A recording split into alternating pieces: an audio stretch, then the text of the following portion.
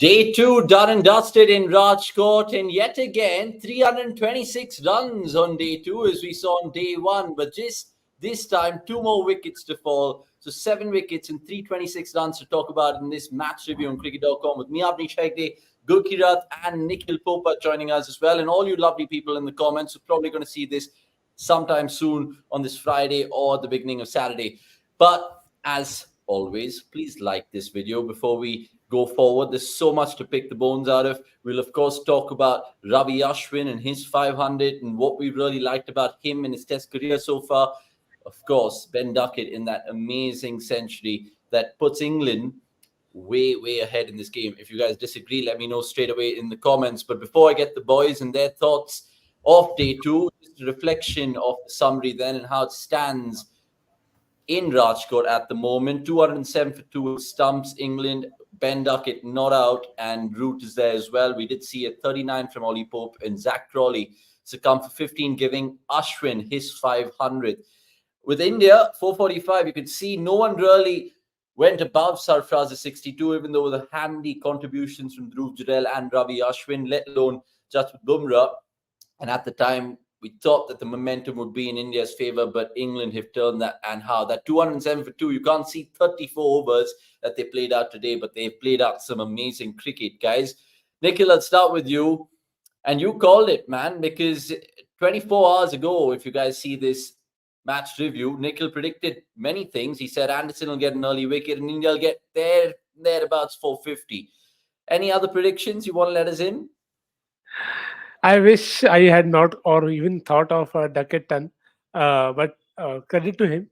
I think he's been absolutely magnificent to be able to play a knock like that. No matter the conditions are same for so many people, but not all of them are able to go on and hit a 88 ball century. So credit to him.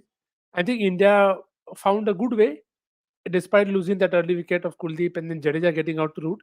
I think Dhruv played well, so did Siraj and Bumrah to get India that score of 445.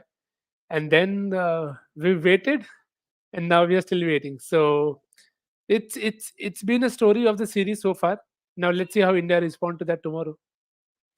Baji, what dominated day 2? Was it shit umpiring as well? Because let's be fair, Joel Wilson, there's question marks about him, man. I think that kind of day can happen to anyone, but you'd have to say without a doubt that it's been Ben Duckett's day. Uh, you know, we were discussing yesterday that would have liked India to get to 450. Oh, sorry, 450, 500. They got to 445, which has been their highest score this series. But again, you feel could have done better. And yeah, first half an hour Kuldeep went, even Jadeja went, and I don't know how to explain that shot or the shot that Jadeja played to get dismissed. But liked what I saw of Jurel. I thought he was pretty compact. Ashwin played a good hand. He could have played a bigger hand with the ball, but that is something I don't think can be just put down to him. Okay, just in Jurel, you said compact. You also likened him to KL Rahul in our WhatsApp chat. Can you explain that to our viewers? Yeah, I did feel like that. I did feel like that when he was coming onto the front foot and defending and playing close to the body, I did see those shades. And I put that tweet out, and someone actually replied saying it's how Murli Vijay was in early days. And yeah, it could be like that. So that's why I'm saying we've always felt that KL Rahul's pretty compact. So if I'm making that comparison, I did feel like that. And yeah, I thought he played the situation. Uh, you know, maybe the way after Sarfaraz played, you would have expected the other debutant to play in a similar manner, but the situation did not demand it. The situation demanded both Jurel and Ashwin to bat time, and if they would have batted time, runs would have come, which they did, because uh, the seventh wicket fell at 331. India still managed to add 100 more runs, so that was credit to those two. But yeah, could have really added a few more runs. Okay, as you guys have heard from Nikhil and Gurkirat, both of them touched upon Ben Duckett, and he'll feature in our Showstopper segment, which we'll just get to in a bit. But as I say, always like this particular video, and I'll try to tend to some comments right now. Always good to see the chat alive and about. Mehul Singani, good evening to you. Is it just the mindset / attitude or a difference in skill set too? He goes on to ask. We'll take all the miscellaneous questions at the end of the show. As always, it's just part of the review. Kailash Bish saying played in England's hands but given such a flat track still feels to be a drop. India bats well. Rajkot remains a patta till day four, he goes on to say. And sports fan Ben Duckett is a cheat code. How fast can one play in a session? And Unknown saying it's all about mindset. Good to see Dorf, sports fan Shubham Sharma as well, who has one for for Paji about Ashwin, which will take, and who the other cool cats in the chat. Daniel M also is featured, which is good to see as he's saying this. Right, on to the showstopper, and it's all about Ben Duckett. So let's get cracking in that segment.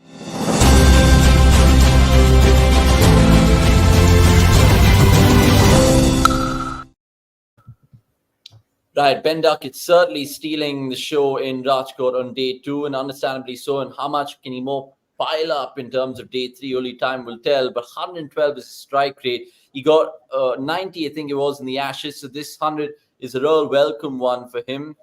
Just to give you more stats, which is available on cricket.com, of course, as always. In terms of the fastest hundreds by England openers, he's not managed to get past Zach Crawley's 86 versus Pakistan in 2022, which is 86 balls, that is. Ben Duckett's 88 balls this time around. And Graham Gooch also scored a quick fired one way back in 1990 against India, 95 balls that one came off. Fastest century by a visiting batter against India. Well, Gilchrist still holds the mantle. 84 balls in 2001 at the Wankhede. There was Clive Lloyd as well, way back 50 years ago in Bengaluru. And then Ben Duckett today, 88. So look, the stats can go out of the way. Some people on some channels say stats are for prats. We certainly don't think so. Go check it out on cricket.com. Nikhil, I'll come to you about Ben Duckett because obviously people are talking about he's not going to be playing those defensive shots again. He pushed and probed and he got out last test to Kuldeep. And even before the series started, he was really confident about his game and his skill set, saying that I will reverse sweep Ashwin to use it as a forward defense. But even today, it's almost the leg side was his friend. Yeah, it is his friend, and again, it's very good clarity of thought and just ensuring that I'll do what I can. And it sounds so simple and silly, but it is what it is because you go back 4 years, they played a test here, 2016, if I'm not wrong, and he was a completely different player back then in about how he went about things. Today, and you've seen that in the earlier two tests as well. They've been more than happy to just put the bad balls away, and the pressure has been so much that despite that one good over, the second over has a few bad balls, and then it's like a tap let loose that they just keep coming. Which again, I'm not going to say that why did India take too long to bring Ashwin, because it felt like the most obvious move to try, but India wanted the pace to strike. They erred, Duckett did not. And I think once he also set in, he realized that now I don't have to go at the same pace. I can still, I mean, imagine saying that he's settled, but he's still the only visiting batter to score more than 100 runs in a session in India. I mean, that is saying a lot that he quietened and still he's gone on to score more than 100. So I think it was absolutely very good batting, and India looked like they did not have enough plans, or they were not able to execute that well. And that's the thing, right, Gurpreet? I'm pretty sure you were watching it thinking, okay, fine, we'll give credit where credit's due to Ben Duckett and his absolute kamikaze way of playing this game. But then Rohit, surely he's thinking more proactive and aggressive with his bowling changes, with his field sets. Can you explain to many people who are asking us in the comments as well about how we let that phase of play really desert us by a stretch? Yeah, I mean, Nikhil brought up the point about Ashwin bowling. It felt like an obvious move. We discussed this even in that last test match, and I was just reading a stat. I'll just pull it up here, which said that I think in 5 of the 7 innings that Duckett has batted in India, he's been dismissed by Ashwin, and he had already crossed 50 by the point Ashwin came on to bowl. So I think it's also been a case of the Indian think tank not, setting up their bowlers to succeed. They are hoping that okay, we'll try first something. If it we'll actually keep it trying despite their evidence of that not being working, and then we'll sort of go back to our main bowlers and hope that they conjure up a mistake from somewhere. So. I think Indian fans and everyone would have felt slightly better had that ball in the last over of the day just pitched within line. It did not happen, but yeah, I mean, not even I don't even know, if I can come up with same points of criticism, because the pattern of mistakes is the same. So I mean, what more? So many times it will feel like, okay, we are saying the same thing that we said in the first test, in the second test, and the four innings before, but the same mistakes are happening. We are still yet to see India have a field where they bowl to one side of the pitch in order to just bring down the scoring options. Even that is not happening. So I really don't know, what more I can say in terms of assessing Rohit's captaincy.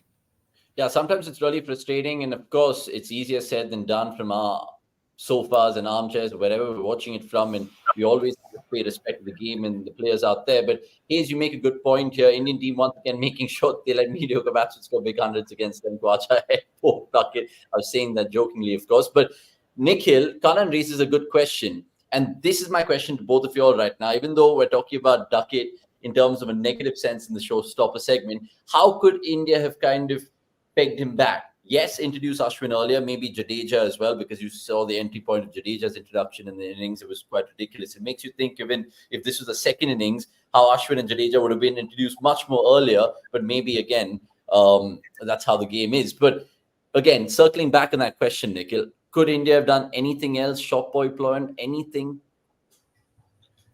They should have, and definitely should. I mean, even after this, if you don't do it more often, then I don't know what you're looking at. But I'm sadly lost on the point about the three batters. Three of them are lefties. That the comment that we had previously in terms of Khwaja, Head, Duckett, Pope, three of them are lefties, and we have discussed at length about how India have at times found it harder to just bowl to good left-handed batters. And again, I'll give credit to Duckett calling him good, because again, not everybody can score those many that quickly. So definitely, you feel in terms of planning, I feel India are very strong. That okay, we feel very strongly about our plan is, and we'll try and stick to it a lot more. Now, the only problem here is you really need to probably just say, slip in a short one, try things quicker. In terms of, Ashwin gave away a good insight in the post match bit where he said that, the way England are batting, you are not required to bowl more, but then we are required to bowl a lot of good balls. Now, that is something you see, it's exactly hitting a mindset that in Test cricket, there are phases where you feel I don't have to keep bowling good balls every now and then because to take wickets, because the batters are going to take time. But in this case of England, they are not allowing you to bowl any bad balls or any okay balls. They're like, you have to keep bowling good balls, because if you don't, then we'll put pressure on you. And that, it can be seen, reflects in the way Pope in the second over of Jadeja had a scoop. I can't imagine any other batter even thinking something like that. And then Duckett reverse swept Jadeja for a six. When was the last time you saw that anybody even see? The point here is people don't even think about attempting, and here they are pulling it off very, very nicely. So what India is hoping is, let them keep. Jadeja said this as well, right? In the start of the game, that you keep bowling where you want to, let them do what they want to do. But the problem here is they are doing it very well, and they are able to execute their plans so well that at all times you are ending up playing catch up. And I mean, you just got another proof of that today. Yeah, lots of people being vocal in the comments, Gurkirat. And again, the blame game is on Rohit. I think we have been in reviews where people are questioning Rohit's captaincy. We've seen it in Hyderabad and we've seen it in the Vizag test as well for a bit. Nabuddin saying Ashwin leaked some runs in one over and Rohit Sharma literally removed him until the last over of the day. I don't know how Rohit stands. Fans going to defend this. It's clueless captaincy. And Daniel M using timid in terms of Rohit's captaincy over there. Where do you stand on this? And especially when batsmen are being aggressive, why can't Rohit Sharma just do something really funky and out of the box like he tries in the IPL to a certain degree? No, I don't think I agree with that bit about him trying in the IPL. See, these two formats are very different. Uh, in a shorter format, especially in a T20 game, you still don't have to think that much about field placements because you are restricted by the rules. You need to have four inside the circle and five outside, and there are certain certain fielding positions that you will have regardless of who the bowler is, right? And going into the death overs, you are more likely to have, at least one, if not two, then at least a long on and a long off. You will definitely have a deep mid wicket, and you will have a sweeper cover, right? So these three fielders are there anyway, and then you will have a cover fielder inside. So a lot of field positions are fixed in a T20 game, and you expect teams to bat in a certain manner. In test matches, you really don't expect batters to come this hard, and then it's a very difficult balance to find, because easier said than done. Oh, you can have defensive fields, but if you have defensive fields wherein you are giving out the single, the criticism will be, you why don't you have catching positions? So I think it has to happen at a stage, uh, depending upon how the game is flowing, like depending upon the pulse of the game. Now, if you are bringing on Ashwin with Duckett, who's just new to the crease, at that point of time, if you don't have, catching positions, then it is a sign of you not having enough confidence that the bowlers can get you out on defense. However, if a batter is batting on 70, 80 and he's already milking the bowling, then you don't want to concede boundaries, because then you want to make sure that somehow you are able to force an error. So it's a difficult balance to find. I mean, it's not easy setting up fields for this kind of batting, because you don't expect it in, such kind of batting in the first place. And it's something which Nikhil has said before. You also need the bowler to come up and think of these plans, and at this point of time you feel that there are only two bowlers who can do the thinking for themselves. One is Bumrah, the other is Ashwin. And I don't think there was a period of play where both bowled together. We have seen how Siraj is inconsistent. Kuldeep again is someone who, despite his improvement, does need the help of the think tank, in terms of, especially when he starts getting hit. That is across formats for him. If he gets hit, taken for runs in the first 2 3 overs, he needs outside help. And with Jadeja as well, we have talked a million times about him not wearing his speeds or lines depending upon the pitch. So there are only two bowlers who can think on their own.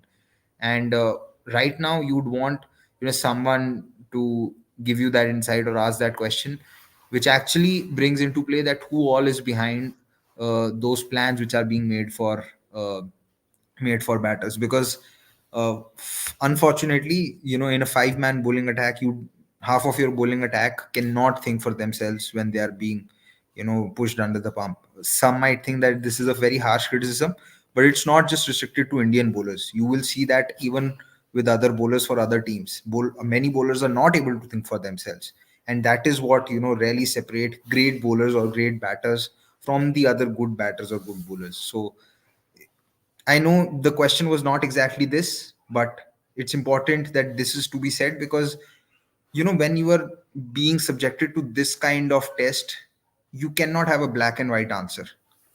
It's difficult to have a black and white answer for these. There are many facets in play, and you have to address all of them. Yeah, I think some key observations that you made there with regards to how India's attack sometimes kind of seems toothless. Sometimes they do need that arm around the shoulder. And some people agreeing with you in the comments as well. Let's take some more comments, speaking of which. Introspect saying, what I've noticed, Rohit doesn't have a plan B, or he applies it too late, like trying short ball ploy to duck it after he reached 80 odd. Greg saying, Bumrah bailed us.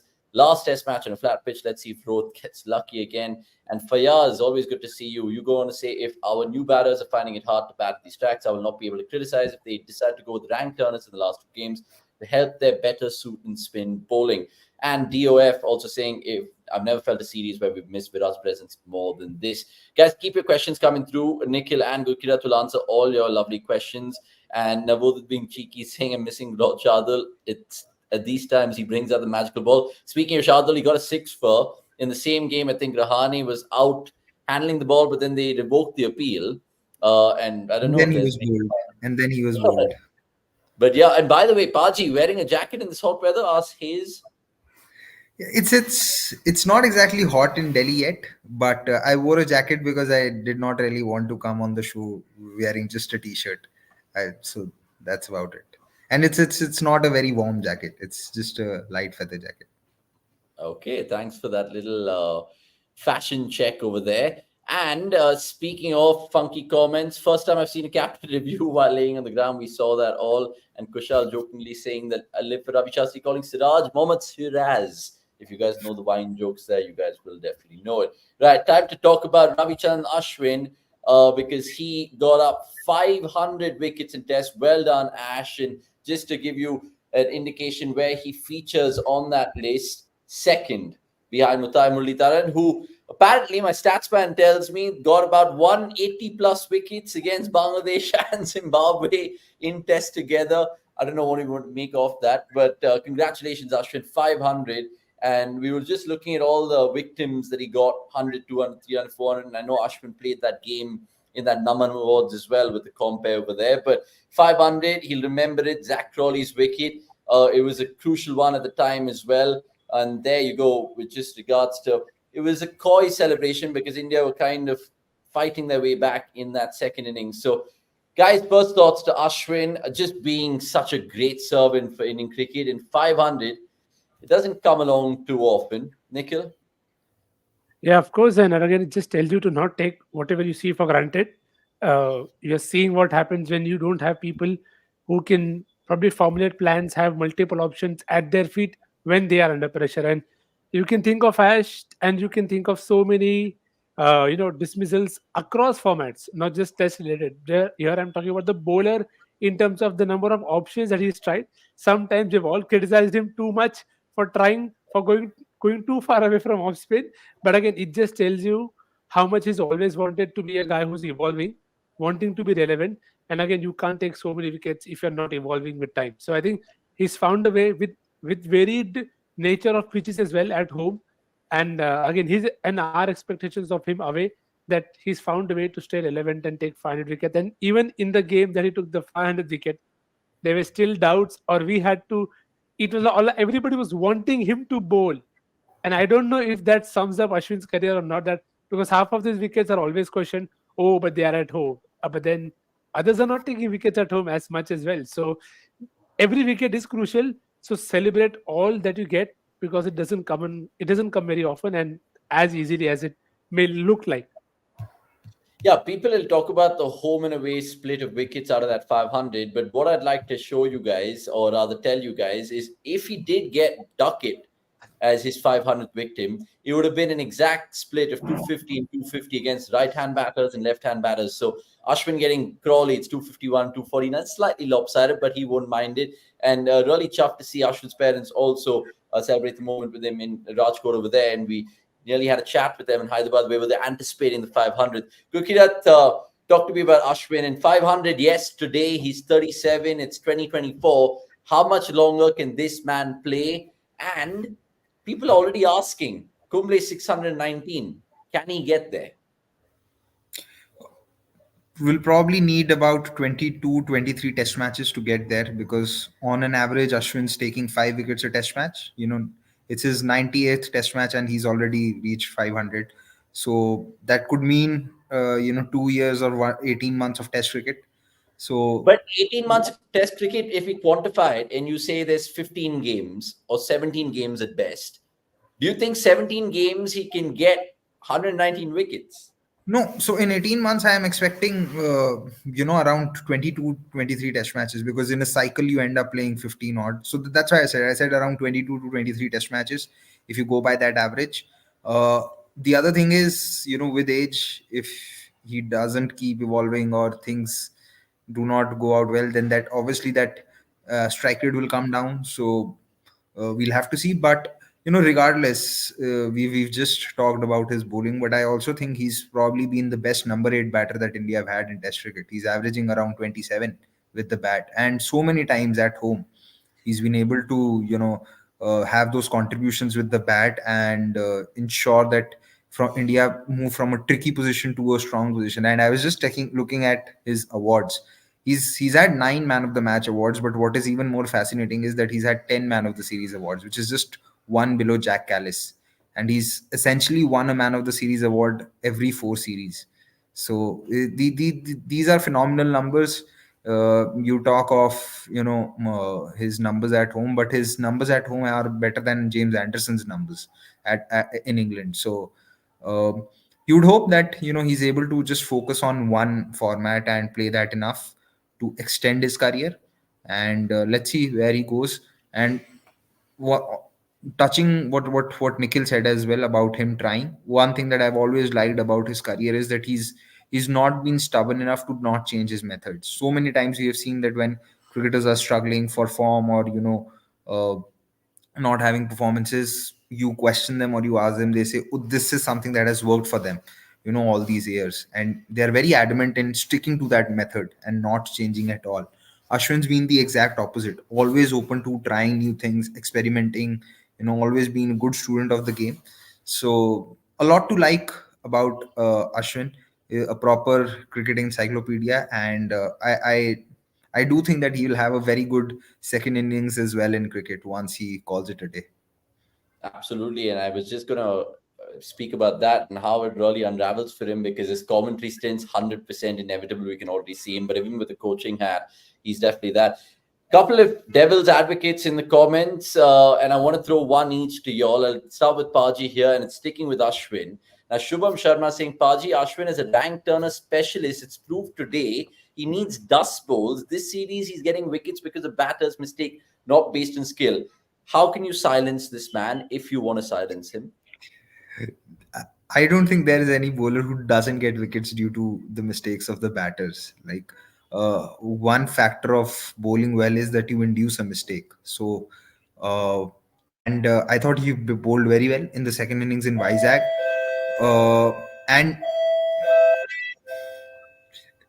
And in Ahmedabad, when India were playing in the Border Gavaskar Trophy on absolute dead road, he managed to take 7 for 91. Like, he averaged 13 in that game. So I don't agree with that. I think he's had very good performances in Australia. His numbers there speak for themselves. And then I know in the last couple of years he's not had a lot of game time in England in Test matches, but we saw how he bowled in that WTC final versus England, versus New Zealand in Southampton. So yeah, I don't think that he's just a flat track, or sorry, not flat track, uh, Rank. a rank turner bully. I don't believe so. Okay. Hayes going on to say Ashwin hasn't been as effective as he is to Lions team 8 since 2021. Look at the way they both take wickets. Lion is persistent no matter what. Ashwin gets greedy, looks to protect himself. Hayes, this is an appreciation club that we're having for Ashwin. All you guys are throwing daggers. Nix, I'll throw one more dagger at you from the behalf of Introspect, because he's saying Ashwin in last year Ahmedabad track bowled superbly on the dead track, taking a 5-4. His bowling has declined in 1 year, or is there any other reason to it? I mean, how many has he played after that test match, to be very honest with you? And again, this series also, see, what you have to take into consideration is he hasn't opened the bowling. Now, I don't know why that is the case, that they have completely shut that idea off, but then you need him to be bowling with the new ball as well against opponents that you feel are going to go hard.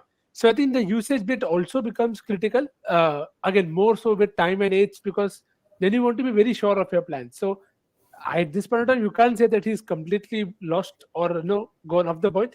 Yes, he's had a couple of tough games.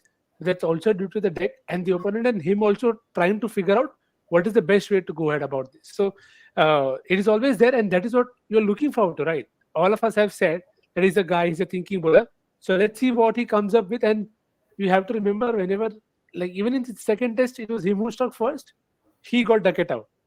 And even today, when you needed wicket, it was him who got Crawley out. So eventually, you are still turning to him, hoping for wickets, and there can't be a better compliment than that.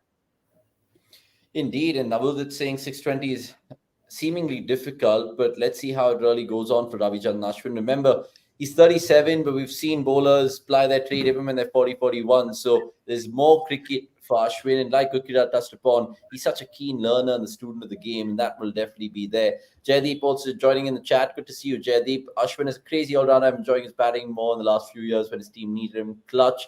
We all remember that 100 that he scored against England themselves in his hometown, Chennai.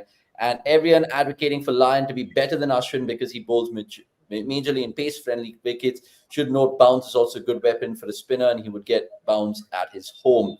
Right, lots of lovely comments which you've taken. There's some more questions which I'll keep at the end of the show, which we're wrapping up to anyway, because it's been an enthralling day too from England's perspective.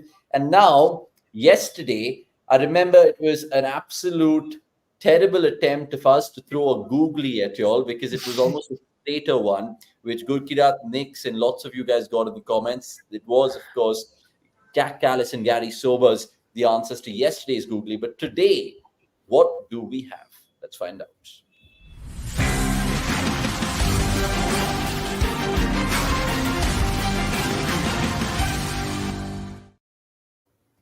Right, Rayan Ahmed bowled a couple of googlies today, and we'll do the same by bowling you just one. And what do we have today, Mr. Producer? Well, this is it. Ben Duckett's 88 ball century is the fastest for England and India. Which batter overall has the fastest Test century on Indian soil? That is the CDC Googly on day 2 of the third Test. That's what we're asking. So, people watching on Twitter, Instagram, Facebook, and YouTube, let us know in the comments when this live show is over. And all you 54 people watching, please get interactive in the comments and like this video, because if you don't like this video and get the answer of this question right, it doesn't stand good. So we're asking you this question. And for the benefit of the people hearing us, not watching us, I'll repeat the question. Ben Duckett's 88 ball century is the fastest for England and India. It came today on day 2 of the third Test. But we want to know which batter overall has the fastest Test century on Indian soil. Get your comments cracking, and we will, of course, reveal the answers tomorrow, along by shouting out the name of all the people in the chat. Right, we have to take some questions to end proceedings on this cricket.com match review, as always. And we'll start right at the top of the show from Mehul Zingani. And boys, who wants to take this? Because it's a general one, and I'm guessing he's asking about Bazball, which has come to the fore again. Because 207 for 2 with 34 overs, Cookie, that is a joke. It's honestly a joke. Yeah, it just tells you how well England have batted, and to some extent they've been held by Indian bowlers. Coming to this question, there's obviously a difference in terms of the mindset that's been visible, I think, from the first test, that even when England have been behind in the game, it has looked like they are dictating the pace of the game. Difference in skill set. I still believe that the Indian bowling attack is better equipped to take 20 wickets.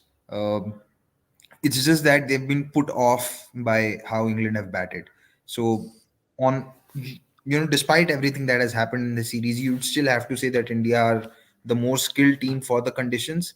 It's just that India have not executed their skills as well as they could have because of purely the way England have batted. So, mindset difference, yes, you could say, these two mindsets are absolutely on the polar opposite ends. But in terms of difference of skill set, you'll have to say India is the better team.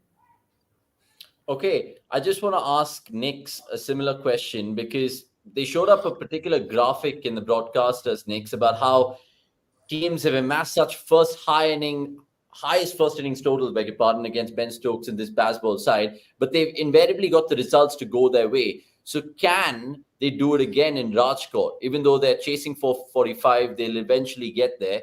How do you see this all unravel?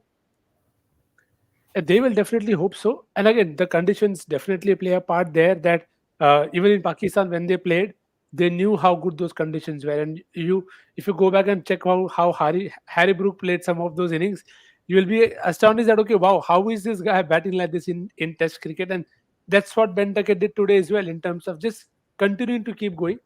I think, as Paji said, it's the pressure that is making people react to it far, far differently. So what India do tomorrow, first 2 sessions, is, I don't know, I could be calling it early, but it could literally decide the entire series for me.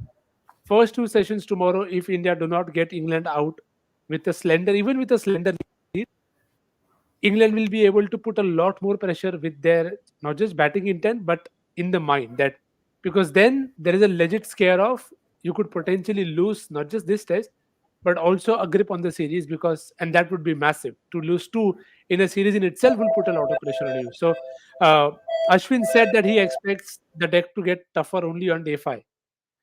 England will want to bat in the entire day tomorrow if they can, and if they bat entire day tomorrow, they'll get a handy lead. So the onus will then be on India to try and make the game. So that's where it gets tricky for India, that if you do not get the lead, then you have to make the game. And then that will not be easy, because Ben Stokes is trying his 100 field changes and all of that all the time. So I'm looking at 2 very good bowling sessions from India tomorrow. Hopefully it comes through. And we can get Nikhil to give our his predictions rather, in that what's next segment, which we'll just end on. We can get Gurkira's thoughts on what's going to happen in the moving day of day 3 right here, right now.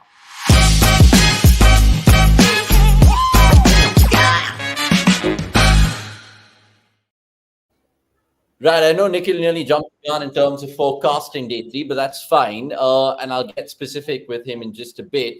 But Gurkirat, right now, they still trail by what, 238 it is. When do you think they'll wipe off that deficit if they do in the first case? They could wipe off the deficit, 1 hour post lunch, if they keep going the way that they've, done, because that's 3 hours of cricket. 3 hours of cricket roughly translates to around 45 overs of batting, and with the run rate that England have batted, 5 runs an over, you do end up scoring 225, 200 odd runs. So they could really do it, wipe out the deficit by that time if things go well. However, India will again, be looking at Bumrah and Ashwin to do something special. I think it is absolutely key that tomorrow India start off with Bumrah at one end and Ashwin at the other. And even if they think that there's not much help to get wickets, keep the runs down, make the batters fetch those runs, and try and keep them silent, because just the way England bat, they will take risks. You have to be open to grabbing those chances that come your way. And you cannot always look for the magic ball, which I think has been happening with Siraj way too often in this series. You have to keep things tight if nothing's happening. So first half an hour to 1 hour is key. And yeah, I mean, I hope not, but I think it could be a day where Joe Root really strikes some form, because so far he's been kept silent by Indian bowlers. So if he bats out the first half hour or plays out the first Jasprit Bumrah spell, I don't know who is going to stop him then. Yeah, that's the real imperative wicket that India want, right, Nix? Because I know Ben Duckett is set, and I don't know how much he'll get, but you get a feeling that inevitably that he'll throw his wicket away at some point in time. But Root, he of course needs those runs. He loves his runs, and that's my feeling. If Root really gets settled in, and then say Stokes joins him on his 100th test, you never know. England could really bat India out, get 650, and then India chasing the game. So give us your predictions and tell us what you envisage on day three, like you were alluding to earlier. So I'm hoping England will continue to bat aggressively. It's okay. I'm fine with it becoming a one inning shootout. That is what I'm happy to take at this point of time. That try and get a slender lead if you can. At this point of time, it looks difficult, but it can be done. So if you get any lead, great, nothing like it. But worst case scenario, it has to be a one inning shootout, and you start batting tomorrow last session, because you still have to bat in the best possible sessions. Because here now, as I said, the tricky part is how much are you going to trust your bowling to say, okay, this is enough for England. That is the entire game plan. Because if 400 in the first innings and you're like, okay, they're going at so quickly, then that question needs a bigger question in terms of answer. Oh, if you're thinking 300, no, yeah, they are doing too much. I need 400. But then can you get 400 in 4 sessions? You don't know. So that is where I think the game will get very, very tricky. It will be exciting to watch. So let's keep it that way. 2 sessions, 1.5 of England batting, slender lead for India. That is, I think, a good win-win for India in that case. Okay, super. Let's see if Stokes, of course, does do something remarkable in his 100th test. He will join an illustrious list of captains to get 100 in the 100 test. I remember Inzamam ul Haq in Bangalore, in fact, in 2005. I think I went for that game where he got his 100 test. 100 on his 100 test. So only time will tell if Stokes can do that. Lots more Ponting, people think Ponting got Ponting. him Ponting got one, and he did it in both innings. in both South innings. Africa, right? In South Africa. I Yeah, think it was Yeah. Sydney, if I'm not wrong. at home. South Africa. Yeah. So lots more over there. Jaydeep being funny, saying 701 for 10 England, and many people predicting a crazy declaration from Stokes at some point in time in the day. Right, it's Somesh's last day here, so we're going to go rush play cricket. We've done the cake cutting, so I think we're just shooting over time. But really, really appreciate all of y'all joining us in this particular cricket.com live. Thank you so much, Gurkirat and Nikhil. And let's see how day three goes on, guys, because like we keep saying, it's 1-1, and whoever loses this test, God bless them in playing catch-up cricket for the rest of the series. That's all we have. Thanks for watching. Like this video and catch cricket.com's content, all available on the app, the website, and of course, in your minds and hearts too. Cheers. Cheers.